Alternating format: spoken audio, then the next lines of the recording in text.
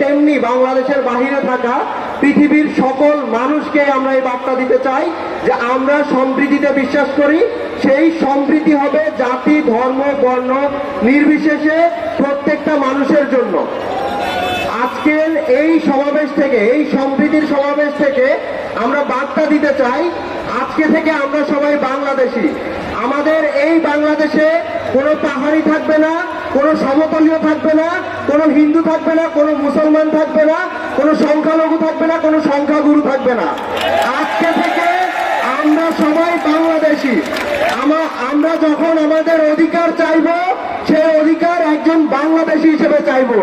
আমরা হিন্দু বা মুসলমান হিসেবে কোনো অধিকার চাই না।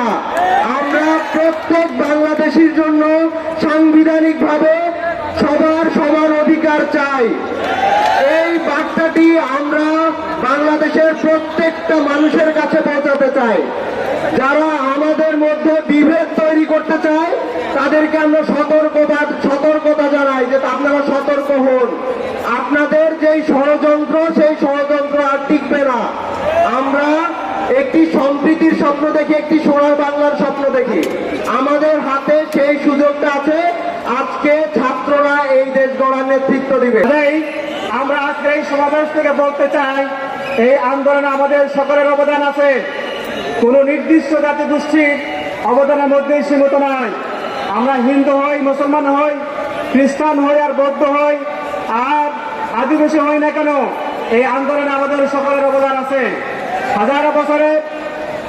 হাজার বছরের সম্প্রীতির বাংলাদেশে যারা অসম্প্রীতির যারা বাঁধাতে চায়, আমরা তাদেরকে সতর্ক করে দিতে চাই, এইখানে সম্ভব নয়। এটা বাংলাদেশ, সম্প্রীতির বাংলাদেশ। এখানে অসম্প্রীতির দাবানল জ্বালানো সম্ভব হবে না।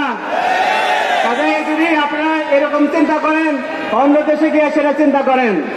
আমার এই বাংলাদেশে সেটা সম্ভব না। আমরা সুস্পষ্ট করে আজকে জানতে চাই এবং জানাতে চাই যে আমরা হাজার বছর যাবৎ এখানে শান্তিপূর্ণভাবে বসবাস করে আসছি। আমরা অধিকার নিয়ে থাকতে চাই। এখানে আমাদের সমন্বয়ক আয়োজক, আমার প্রিয় ছাত্র তাহমিদ আল মুদাসসির, তিনি বলছেন যে আমরা বাংলাদেশী হিসাবে রাষ্ট্রের কাছে অধিকার চাই। আমাদের একটি কনস্টিটিউশন আছে, সেই কনস্টিটিউশনে আমার ধর্মীয় অধিকার দেওয়া আছে। আমার সেই ধর্মীয় অধিকার আমরা প্রত্যেকের জায়গা থেকে সুন্দরভাবে পালন করব। কেউ বাধা দিতে পারবে না।